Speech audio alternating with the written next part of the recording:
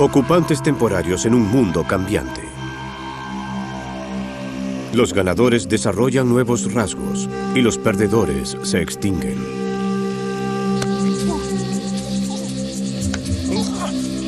Entonces, hace 5 millones de años, un animal emerge. Su vida está determinada por el pensamiento y también por el instinto.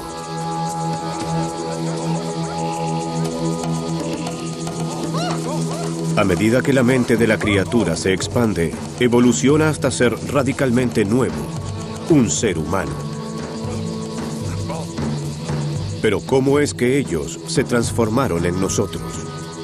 Solo conociéndolos, realmente podemos conocernos a nosotros mismos y responder la pregunta más urgente de todas.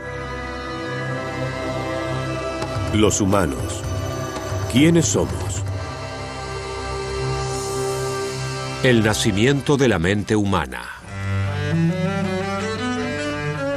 Creemos que sabemos quiénes somos.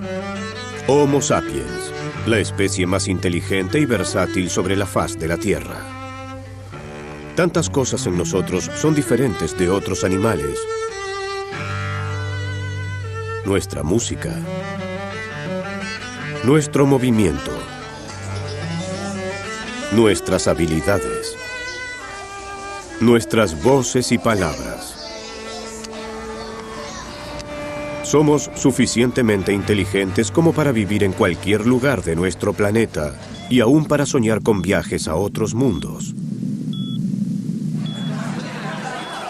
Pero ¿cómo sucedió? ¿Por qué somos únicos? Los científicos comenzaron a desentrañar el misterio.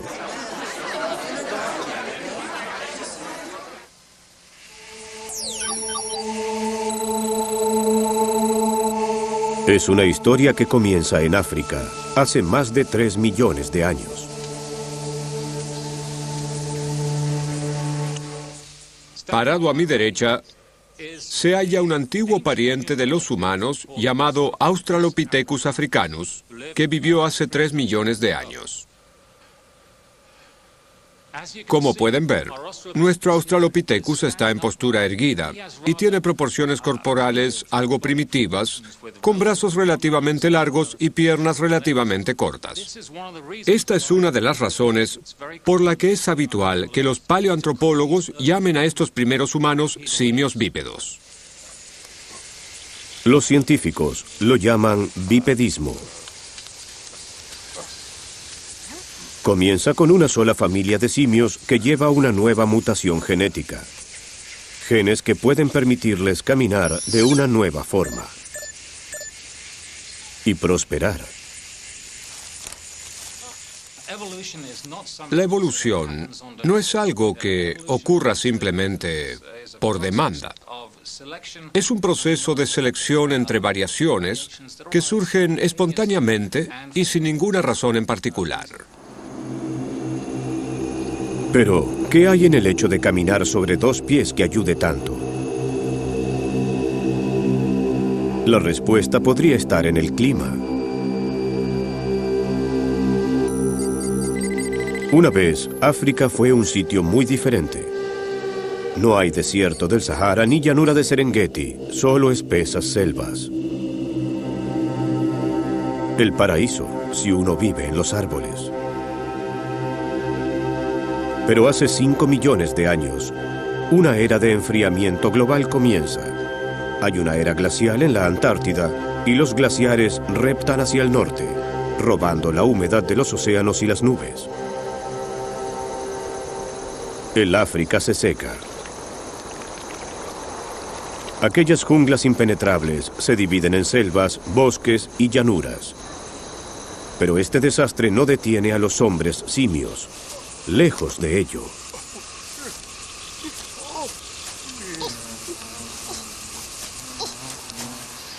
Si pudiéramos ponernos en una máquina del tiempo y volver 3 millones de años, el medio en que nuestros Australopithecus estarían viviendo no sería muy diferente de lo que ven a mi alrededor. Bosques abiertos a bosques más espesos, algunos árboles muy grandes y arbustos espesos, y agua abajo en el río. Nuestros hombres simios podían pasar sus días vagando por estos lugares, recogiendo frutas de los árboles y cosas comestibles en el piso. Esa es la historia de la evolución humana, adaptabilidad en muchos medios diferentes.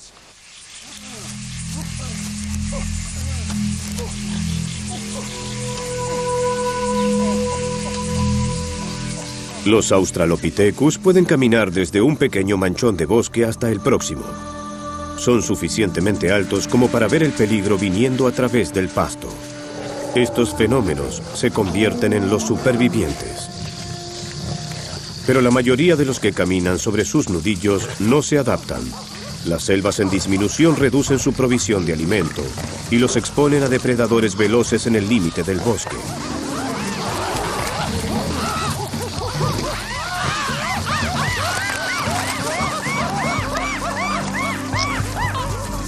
Muchos se extinguen. Los Australopithecus ocupan bosques en el este y el sur de África.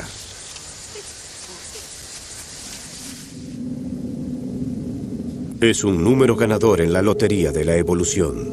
Y en el curso de 2,5 millones de años, existen 4 especies diferentes de estos simios erguidos, balanceándose y caminando a través del África.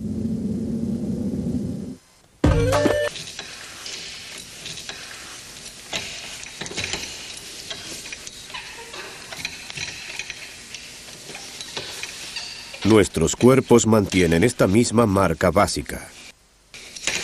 Los brazos para balancearnos. Piernas largas para correr. Pero el trabajo de reingeniería de la naturaleza nos legó dolores crecientes. Tenemos arcos vencidos y rodillas dislocadas y dolores de espalda.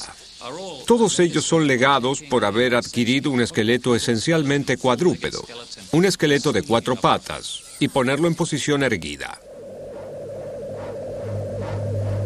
Sufrimos, luego existimos. ¿Pero acaso una nueva forma de moverse produjo una nueva forma de pensar? Los cimientos básicos de lo que nos hace humanos, lo que nos hace fundamentalmente diferentes de todos los otros animales de este planeta, tuvieron su origen en estos Australopithecus. Una vez que nos paramos en 2 piernas y que pudimos observar el mundo como un objeto tridimensional que podía ser manipulado y usado, esto nos abrió un mundo al que ningún otro animal pudo tener acceso, al igual que nosotros. Parados por encima del pasto, los hombres simios se encontraron con un mundo totalmente diferente a su hogar selvático. ¿Pero se daban cuenta de ello? Sus cerebros no crecen. Son del mismo tamaño que el de un chimpancé. Es decir, apenas 1/3 del nuestro. Pero a veces el tamaño no lo es todo.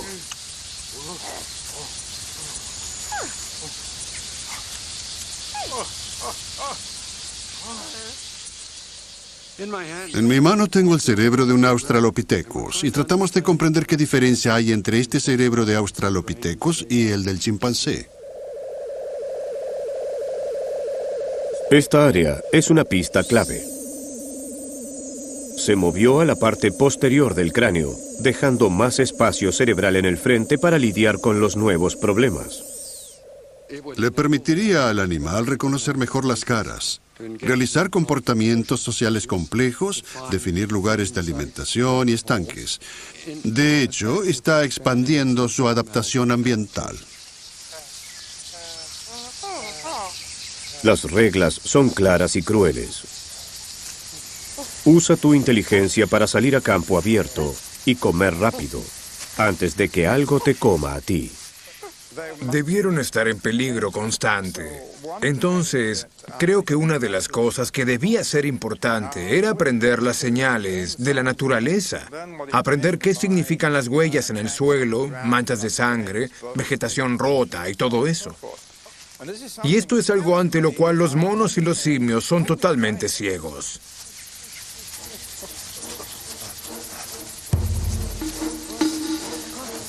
Así es como comenzó. Un puñado de mutantes genéticos bajando de sus árboles y saliendo a las llanuras abiertas. Una riesgosa aventura que lleva a un nuevo tipo de cerebro, en un nuevo tipo de cuerpo. Y esto es solo el comienzo de la historia humana.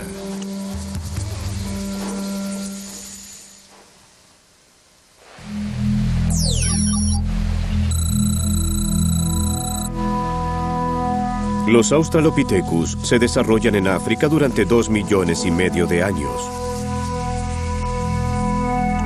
Una ventaja considerable.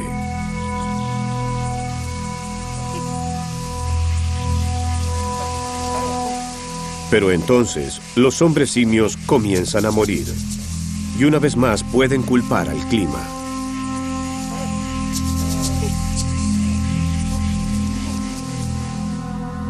La crisis es causada por el enfriamiento global. El Polo Norte se congela por primera vez. Un nuevo ciclo de eras glaciales está comenzando. Para los simios caminantes de África, es un desastre. Una vez más, en África las selvas se reducen y las praderas crecen. Para los Australopithecus, un paseo más largo para cruzar los espacios abiertos implica convertirse en posible presa de los hambrientos depredadores. Necesitan alimento, pero ellos son alimento. El desafío es antiguo. Evolucionar o morir. Afortunadamente, una nueva mutación aparece entre los hombres simios, creando criaturas con enormes dientes y mandíbulas. Comen nueces y raíces duras. Este fuerte vegetariano se llama Robustus y es estudiado por el paleontólogo Rick Potts. Lo que tenemos aquí con el robusto Australopithecus es lo que me gustaría pensar como la máquina masticadora en nuestra historia familiar. Una especie muy exitosa que poseía una forma de adaptarse a los cambios climáticos de la época, la sequía de la sabana africana. Así que era una criatura adaptada a la sabana, un especialista en el hábitat, muy exitoso en aquellos medioambientes.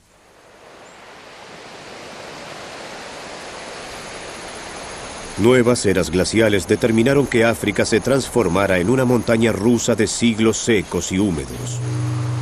La cabalgata se complica para los comedores de raíces cuando las plantas mueren. Y luego de 1 millón de años, Robustus descubre que se especializaron en la comida equivocada. Comienzan a morir, un callejón evolucionario sin salida. Pero afortunadamente, existe más de una forma de desarrollar un mejor hombre simio. Cuando los medioambientes cambian, hay 2 estrategias en la evolución de los animales que pueden tomarse. Una es transformarse en un especialista, adaptarse a un rango muy específico y estrecho de hábitats y condiciones. Y la mayoría de las especies de hoy en día son especialistas del hábitat. La segunda forma es transformarse en un generalista, esto es, expandir las opciones de tu linaje, diversificar tu comportamiento y ser capaz de vivir en una variedad de diferentes tipos de medioambientes. Y esa también fue una estrategia muy exitosa e importante, especialmente en la evolución humana.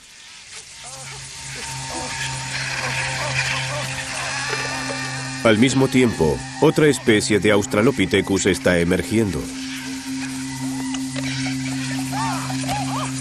Generalistas.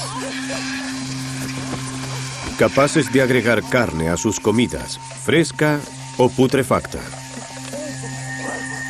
Esta nueva dieta transforma al África en un restaurante siempre abierto, llueva o truene. Comer carne lo cambia todo. Los carnívoros no necesitan kilómetros de intestinos para digerir plantas duras. Sus entrañas se encogen y su caja torácica se estrecha. Es el nacimiento de la cintura moderna. Esta gente simia está evolucionando hacia algo totalmente nuevo. Hay muchas más proteínas en una rata que en una raíz. Suficientes desechos para potenciar un aumento del tamaño cerebral. Se duplica. Y el resultado es un ancestro humano que realmente podemos reconocer. Lo que tenemos aquí es el Homo erectus. Me agrada considerarlo como la máquina pensante en nuestra historia familiar. Entonces tenemos la máquina de comer y la máquina de pensar, y pueden ver por el tamaño de su cara que pone mucho menos énfasis en devorar los duros alimentos de la sabana que estaban disponibles en aquel momento, y pone mucho más énfasis en desarrollar un cerebro de mayor tamaño.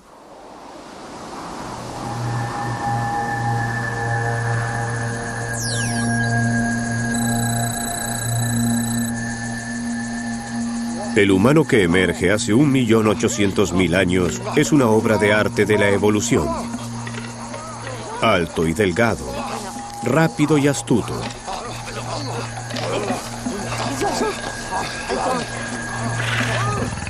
Un carnívoro que confía en sus herramientas para devorar sus alimentos. Y en sus piernas cuando un depredador trata de devorarlo, escapando más rápido que cualquier otro ancestro.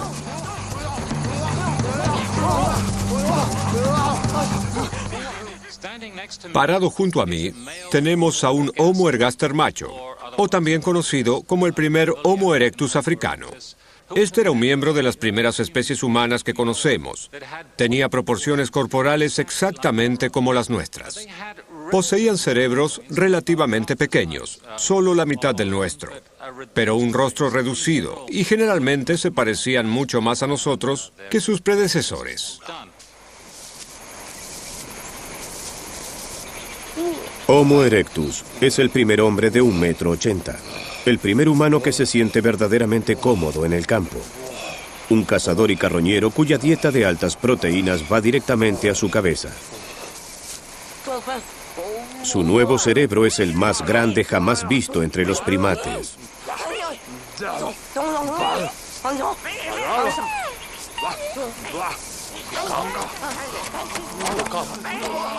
Erectus recibe un gran cerebro por accidente, gracias a su dieta. Pero una vez que lo tiene, ve un mundo de nuevas posibilidades. Comienza a partir piedras para fabricar herramientas de corte y raspado. Ningún hombre simio jamás soñó con tales cosas. Homo erectus desarrolló la capacidad de extraer grandes trozos de roca, de macizos y cantos rodados y cosas así. Entonces tenemos esta, por ejemplo, que tiene esta amplia cicatriz descascarada, donde fue separada de un fragmento de roca mucho más grande. Y así Homo erectus usa otra roca para extraer pedazos, de modo que queda afilada todo alrededor. Este es el nacimiento del hombre tecnológico, una criatura que puede fabricar y usar herramientas para extender su alcance sobre el mundo. Para hacer estas herramientas, Erectus necesita comprender cómo se fracturan las rocas, habilidad que descansa sobre un tipo de inteligencia humana enteramente nueva y especializada, de acuerdo con el antropólogo Stephen Mayton. Bueno, inteligencia técnica es un término que fue usado para referirse a cómo uno puede manipular objetos y fabricar objetos de un modo muy complejo. Lo que la selección natural parece haber hecho es ubicar en nuestras mentes un conocimiento intuitivo sobre física, cultura material, fabricación de artefactos. Entonces, simplemente, cuando uno crece en aquellas sociedades, uno puede aprender muy rápidamente cómo usar esas herramientas. Se parece un poco a cómo se aprende el lenguaje hoy. Los niños simplemente lo adquieren, no invierten esfuerzo alguno en ello.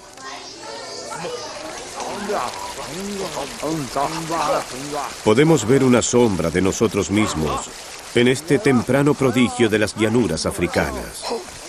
Por ejemplo, sus hachas de mano parecen estar fabricadas solo para diestros. Ningún otro primate privilegia una mano por sobre la otra. Tengo en mi mano el cerebro del Homo erectus. Esta es la parte frontal del cerebro. Esta es la parte occipital del cerebro. Y además de su obviamente mayor tamaño, los dos hemisferios no son simétricos. Es decir, el izquierdo en la porción posterior es levemente más grande y es levemente más grande a la derecha del costado lateral.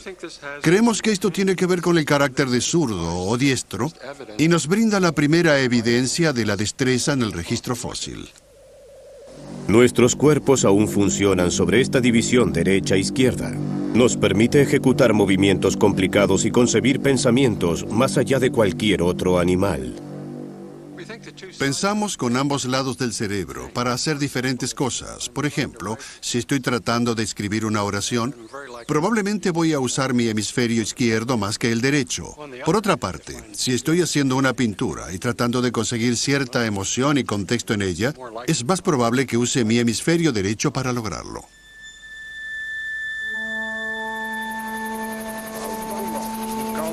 Un nuevo cerebro en un nuevo cuerpo. Las primeras partes de la mente moderna están emergiendo.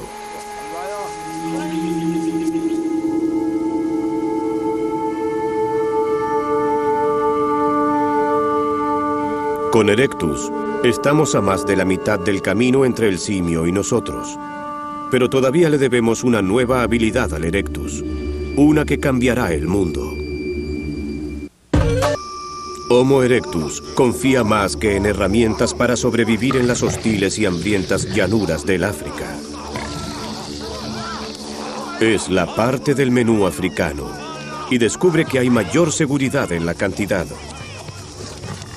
Pero beneficiarse de eso requiere una nueva clase de inteligencia.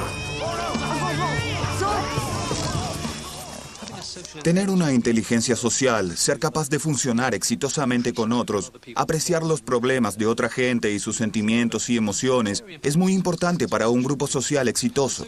Entonces, la inteligencia social es un verdadero conjunto de habilidades mentales que nos permite vivir y competir exitosamente dentro de un grupo.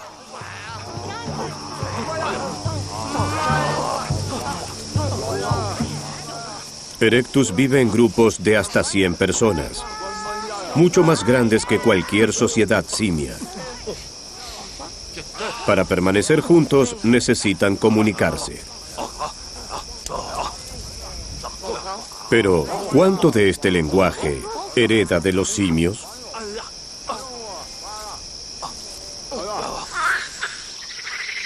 Para los simios, los llamados son usados para advertir sobre peligros inminentes o para atraer la posibilidad de sexo.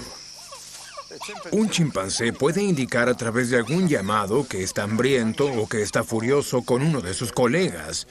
O puede emitir un sonido indicativo de que hay comida cerca y los otros deberían acercarse, o lo que sea. Los chimpancés no pueden formar oraciones con sus llamados o contar historias. Pero aún existen ecos del lenguaje simiesco en nuestro discurso actual.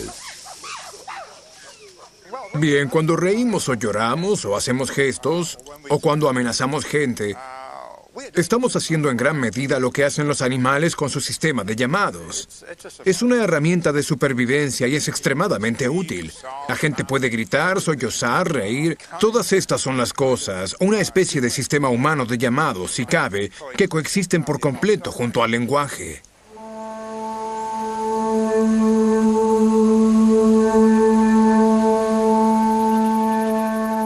Muchas agrupaciones desordenadas de Homo erectus van y vienen, vagando y reuniéndose, evolucionan más allá de los llamados animales emocionales hacia el primer lenguaje humano primitivo.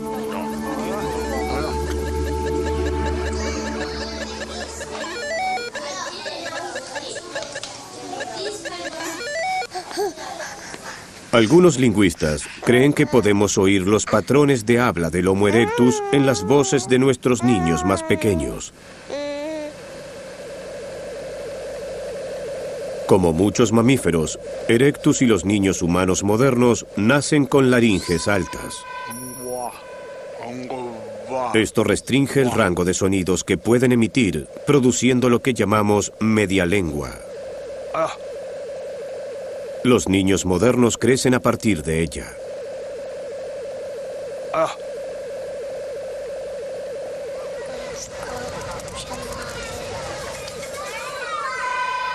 A los 2 años, la laringe de un niño baja en la garganta, dejando espacio para los músculos que crean el discurso adulto. Pero para Erectus, la media lengua tal vez duró toda una vida. Y entonces, ¿de qué hablaban? Cuando analizamos para qué usamos el lenguaje hoy, la mayoría son banalidades, relaciones sociales.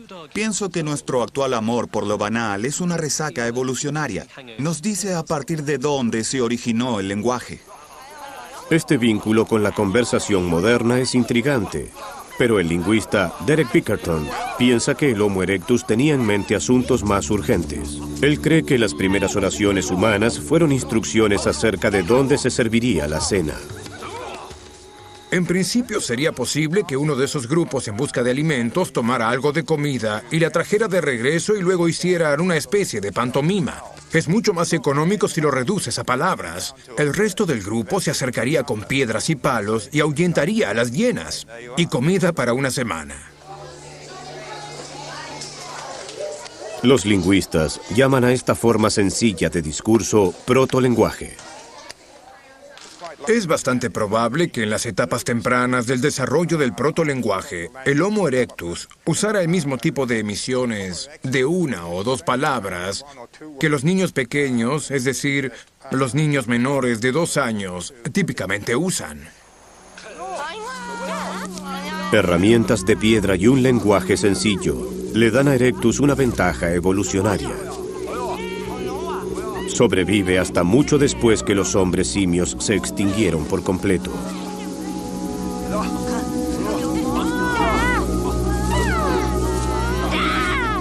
Y hace 1 millón de años, Erectus enfrenta su propia crisis climática. Una gran serie de eras glaciales que duran 90.000 años secan al África, creando las grandes sabanas que hoy conocemos. Pero hay décadas de pesado tiempo húmedo, alternando la sequía y el frío.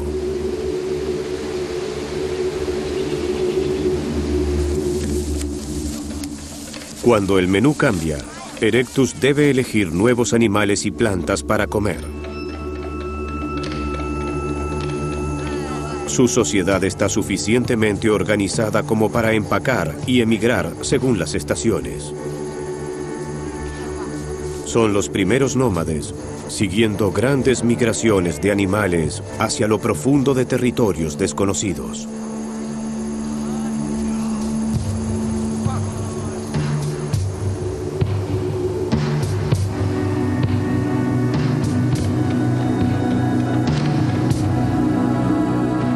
Siglo tras siglo, algunas pequeñas hordas viajan al norte, fuera del África, a través del Asia, impulsadas por el hambre y por la curiosidad. Es el nacimiento del nomadismo.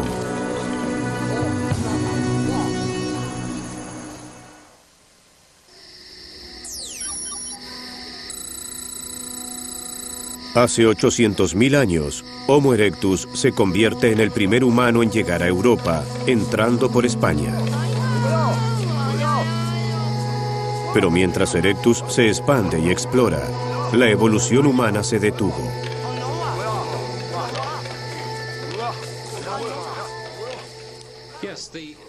Durante mucho tiempo, se creyó que la evolución era una especie de proceso lineal y que si nuestros ancestros remotos tenían cerebros más pequeños y nosotros más grandes, entonces entre época y época debió existir un lento proceso de adquisición de inteligencia creciente. Si lo examinamos de cerca, este no resulta ser el caso. La evolución tendió, al igual que las otras formas que conocemos, a tomar una especie de curso episódico. Con un cerebro de la mitad de nuestro tamaño, Erectus es capaz de hablar y vagar. Pero fabrica las mismas herramientas durante un asombroso 1.000.000 de años. Hoy, la tecnología cambia día a día, pero para Erectus, la innovación era literalmente impensable. Una parte de la moderna mente humana simplemente no está allí. Pero eso cambiará en la era glacial europea. Erectus se encuentra con un mundo muy distinto de su tierra natal africana. Se enfrenta a la extinción en la nieve.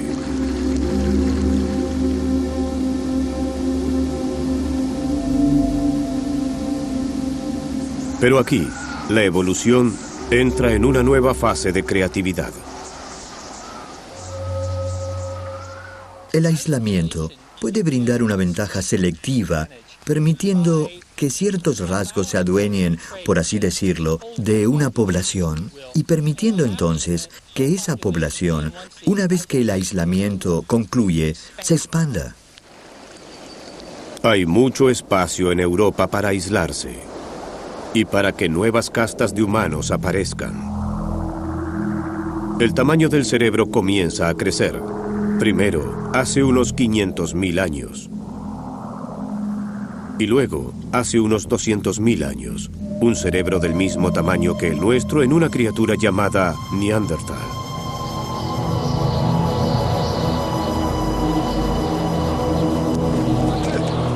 Hoy, a menudo imaginamos al Neandertal como un cavernícola gruñón y de caminar pesado. Pero él es el rey de Europa en la era glacial, capaz de innovar y sobrevivir en el frío.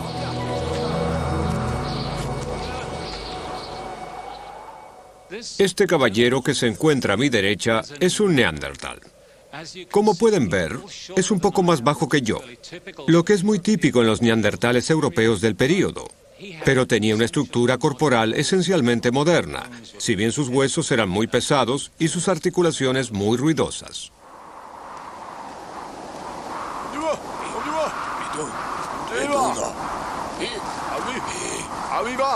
Los neandertales son de baja estatura y poseen buen aislamiento.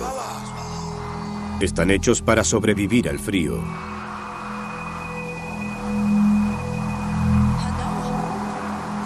Pero no solo deben luchar contra los elementos.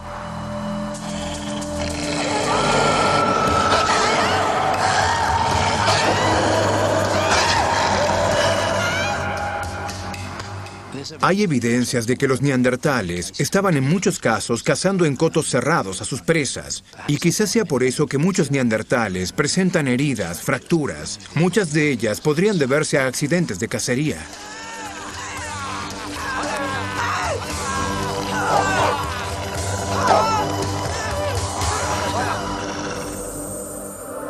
Pero, ¿cómo pensaban? Los esqueletos muestran muchas fracturas curadas, sugiriendo que hombres y mujeres con terribles heridas pudieron ser mantenidos con vida a pesar de sus discapacidades. Prueba de que sus mentes eran capaces de compasión.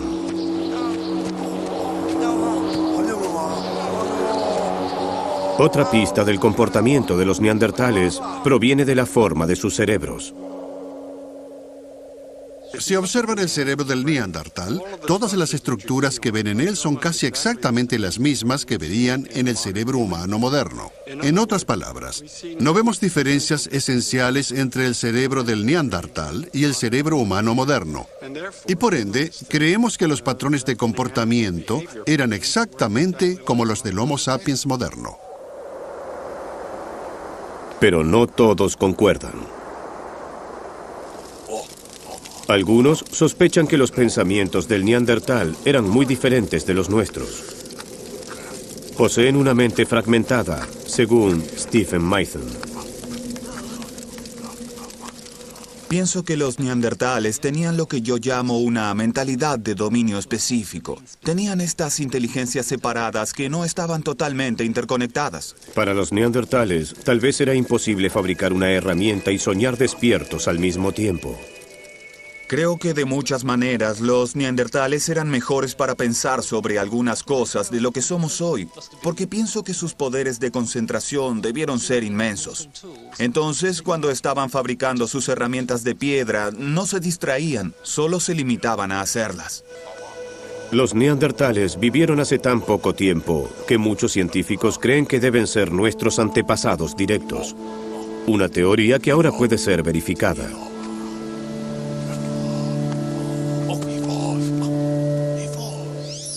ADN de huesos de humanos modernos y de neandertales son comparados para identificar diferencias genéticas. Para humanos versus neandertales había 27 diferencias, muchas más de las que usualmente encontramos cuando comparamos a los humanos modernos entre sí. Esto significa que los neandertales y los humanos anatómicamente modernos eran realmente muy distintos. La vieja teoría está errada. Los neandertales no son nuestros ancestros directos, sino nuestros primos. Hace 200.000 años, Europa era el hogar de una especie humana con un cerebro tan grande como el nuestro. Pero no somos nosotros. Ciertamente, no deberíamos considerarnos a nosotros mismos como la medida de lo que implica ser humano. Somos totalmente humanos y también lo eran los neandertales. Pero no somos la única forma en que se puede ser humano. Los neandertales se parecían a nosotros de muchas maneras. Eran tan humanos como nosotros. Y creo que eso es difícil de concebir para alguna gente. Entonces, ¿de dónde provino nuestro pariente y por qué evolucionamos después de todo? Es el próximo y más grande acertijo en la historia humana.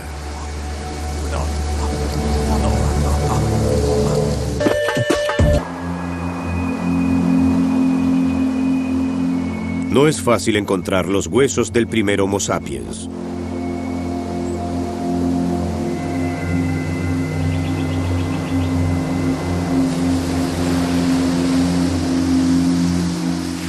Hasta ahora, la evidencia más antigua viene de una cueva costera cerca de Ciudad del Cabo, Sudáfrica.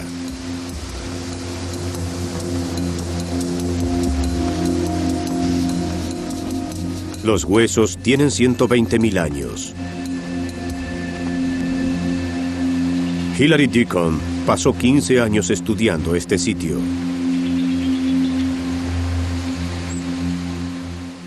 Los primeros humanos modernos son diferentes de sus predecesores porque tienen una frente mucho más vertical y poseen un mentón y una gran cantidad de características anatómicas craneanas. Quizás puedo explicarlo mostrándoles algunos de los fósiles. Este fósil es un tipo de humano arcaico y este es el famoso cráneo Kagwi de Zambia. Y es muy robusto en toda su arquitectura facial, con arcos superciliares muy robustos aquí. Y si lo comparamos con un humano moderno, y este es un ejemplo, aquí tenemos una frente mucho más vertical y los arcos superciliares levemente desarrollados. Este es un cráneo mucho más grácil y agradable.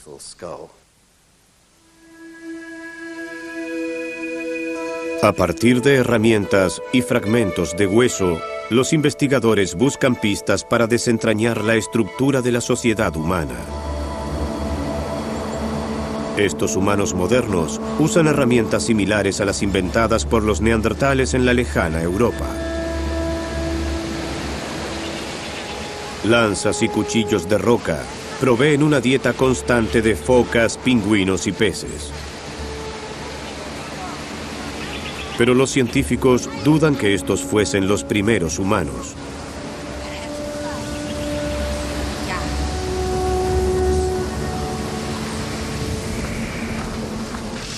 Hasta que huesos más antiguos puedan ser hallados, el lugar de nacimiento de nuestra especie es un misterio. Dos ideas emergieron. La primera es llamada la teoría de fuera del África. Si es verdad, todo comenzó aquí, en algún lugar de las vastas planicies del África.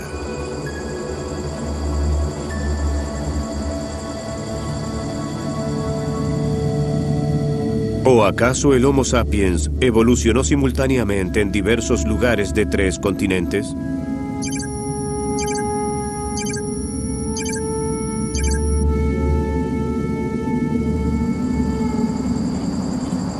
Con esta teoría, en Europa, algunos neandertales evolucionaron hacia formas modernas. En Asia, el Homo erectus también hace la transición hacia un cerebro más grande. 3 especies entonces. Una sola ahora. Si esta teoría multirregional es cierta, estos grupos separados necesitan moverse, encontrarse y aparearse, intercambiando genes hasta que todos los humanos, desde España hasta Java, se vuelvan una raza común. Genetistas como Lynn Jorde son escépticos al respecto. Uno de los verdaderos problemas de la hipótesis multirregional es que requiere un número bastante grande de humanos en África, Asia y Europa para permitir el flujo de genes. Si tenemos una población de humanos muy pequeña, 10.000 o menos, no alcanza para cubrir el globo lo suficiente como para permitir el flujo de genes al nivel que sería necesario. El mundo era demasiado grande y nuestros ancestros estaban demasiado diseminados. Pero nueva evidencia genética podría resolver el acertijo de nuestros orígenes y explicar cómo un diminuto grupo de ancestros pudo ser la semilla para los humanos que conocemos hoy. Analizando el ADN de gente de todo el mundo, los genetistas pueden calibrar una especie de reloj evolucionario.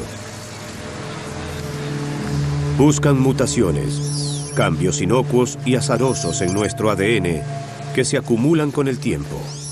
Cuanto más antigua sea la raza, más mutaciones debiera contener. Los resultados son sorprendentes. Todo el mundo fuera del África tiene un perfil genético muy similar, a pesar de las diferencias superficiales. Pero los africanos son diferentes. Su ADN contiene una variedad mucho más amplia de mutaciones. La diversidad africana es sustancialmente mayor, significativamente mayor que la diversidad fuera del África. Esto es lo que se podría esperar en una población más vieja, la población original de humanos anatómicamente modernos. Entonces, esta es una línea de evidencias de que los humanos modernos se originaron en aquella antigua población africana. Saber que todos provenimos del África nos acerca más que nunca a averiguar quiénes fueron nuestros Adán y Eva evolucionarios. Pero deducirse dónde comenzó la humanidad no explica cómo comenzó la humanidad. Para encontrar esa respuesta, debemos regresar al África hace 150.000 años. Existe una especie humana primitiva aquí, descendientes del Homo erectus. Estos seres son nuestros ancestros directos. Evolucionaron hasta convertirse en nosotros, porque se metieron en serios problemas.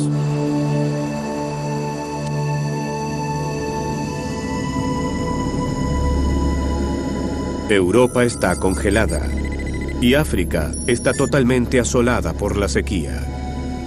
Hostiles desiertos se expanden, creando barreras que nuestros ancestros no pueden atravesar.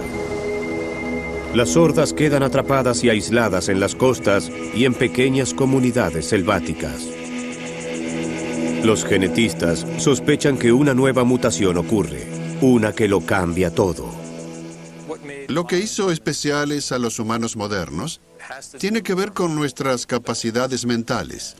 Y eso probablemente se debió a un nuevo evento mutacional que ocurrió en un marco de lugar y tiempo específicos y donde hubo probablemente una pequeña cantidad de cambios genéticos. Un cambio accidental en unos pocos genes puede cambiar radicalmente el modo en que la gente vive y piensa. Pudo existir un cambio en la tecnología básica que estaban usando, quizá un cambio en los sistemas sociales, y por supuesto también pudo darse un cambio en la biología, en la forma del cuerpo, o tal vez hasta un cambio en la forma en que el cerebro estaba funcionando.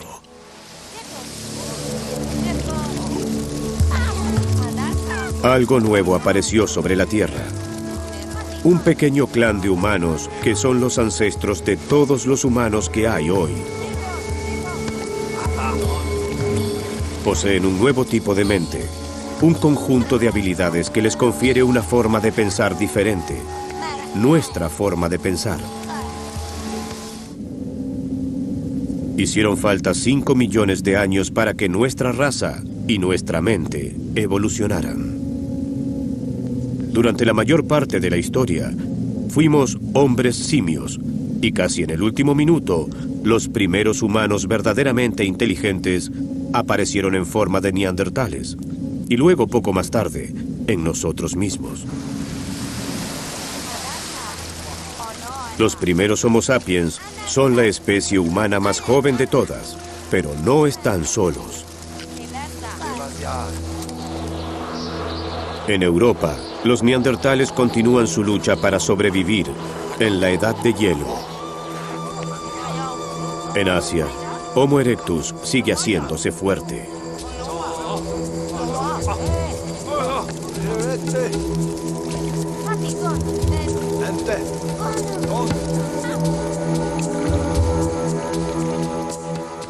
Tendemos a creer, ya que estamos solos en el mundo actual, que esta es la forma normal de comportarse de los homínidos. Pero no lo es en absoluto. Si miramos hacia atrás en el registro fósil, encontraremos que es habitual tener a varias especies compartiendo el medio ambiente y también compartiendo el mundo con las otras. No hay una sola especie humana, sino muchas. Pronto se enfrentarán en una confrontación que decidirá el destino de nuestra especie y transformará al mundo.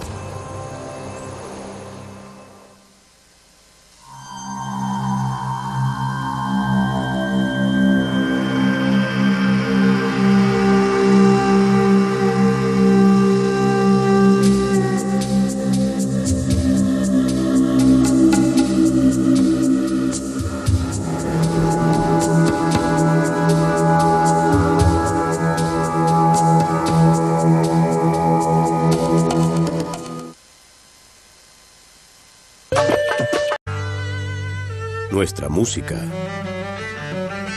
nuestro movimiento, nuestras habilidades, nuestras voces y palabras. Somos suficientemente inteligentes como para vivir en cualquier lugar de nuestro planeta y aún para soñar con viajes a otros mundos.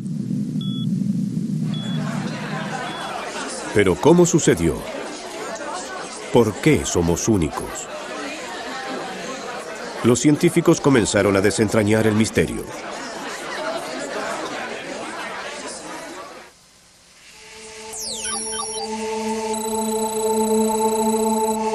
Es una historia que comienza en África, hace más de 3 millones de años. Parado a mi derecha, se halla un antiguo pariente de los humanos llamado Australopithecus africanus, que vivió hace 3 millones de años. Como pueden ver, nuestro Australopithecus está en postura erguida y tiene proporciones corporales algo primitivas, con brazos relativamente largos y piernas relativamente... Ocupantes temporarios en un mundo cambiante. Los ganadores desarrollan nuevos rasgos y los perdedores se extinguen.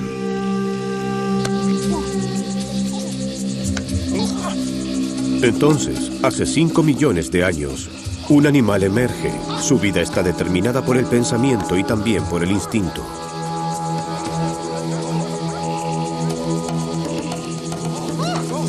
A medida que la mente de la criatura se expande, evoluciona hasta ser radicalmente nuevo. Un ser humano. Pero ¿cómo es que ellos se transformaron en nosotros? Solo conociéndolos, realmente podemos conocernos a nosotros mismos y responder la pregunta más urgente de todas. Los humanos, ¿quiénes somos? El nacimiento de la mente humana. Creemos que sabemos quiénes somos. Homo sapiens, la especie más inteligente y versátil sobre la faz de la Tierra. Tantas cosas en nosotros son diferentes de otros animales. Te cortas. Esta es una de las razones por la que es habitual que los paleoantropólogos llamen a estos primeros humanos simios bípedos. Los científicos lo llaman bipedismo. Comienza con una sola familia de simios que lleva una nueva mutación genética. Genes que pueden permitirles caminar de una nueva forma y prosperar. La evolución no es algo que ocurra simplemente por demanda. Es un proceso de selección entre variaciones que surgen espontáneamente y sin ninguna razón en particular. Pero, ¿qué hay en el hecho de caminar sobre dos pies que ayude tanto? La respuesta podría estar en el clima. Una vez, África fue un sitio muy diferente. No hay desierto del Sahara ni llanura de Serengeti, solo espesas selvas. El paraíso, si uno vive en los árboles. Los Australopithecus pueden caminar desde un pequeño manchón de bosque hasta el próximo. Son suficientemente altos como para ver el peligro viniendo a través del pasto. Estos fenómenos se convierten en los supervivientes. Pero la mayoría de los que caminan sobre sus nudillos no se adaptan. Las selvas en disminución reducen su provisión de alimento y los exponen a depredadores veloces en el límite del bosque.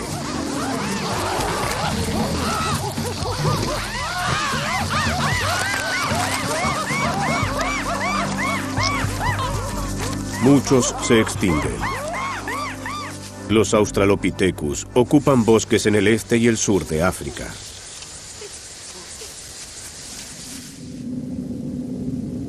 Es un número ganador en la lotería de la evolución. Y en el curso de 2,5 millones de años, existen 4 especies diferentes de estos simios erguidos, balanceándose y caminando a través del África.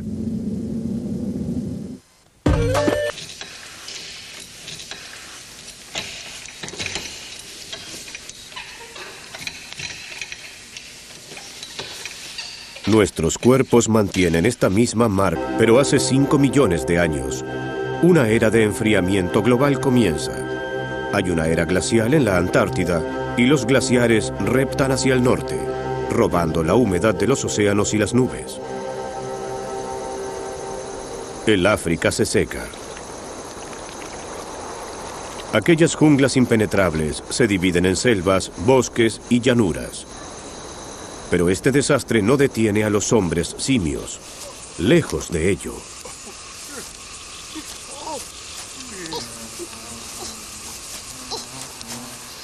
Si pudiéramos ponernos en una máquina del tiempo y volver 3 millones de años, el medio en que nuestros Australopithecus estarían viviendo no sería muy diferente de lo que ven a mi alrededor. Bosques abiertos a bosques más espesos, algunos árboles muy grandes y arbustos espesos, y agua abajo en el río. Nuestros hombres simios podían pasar sus días vagando por estos lugares, recogiendo frutas de los árboles y cosas comestibles en el piso. Esa es la historia de la evolución humana, adaptabilidad en muchos medios diferentes.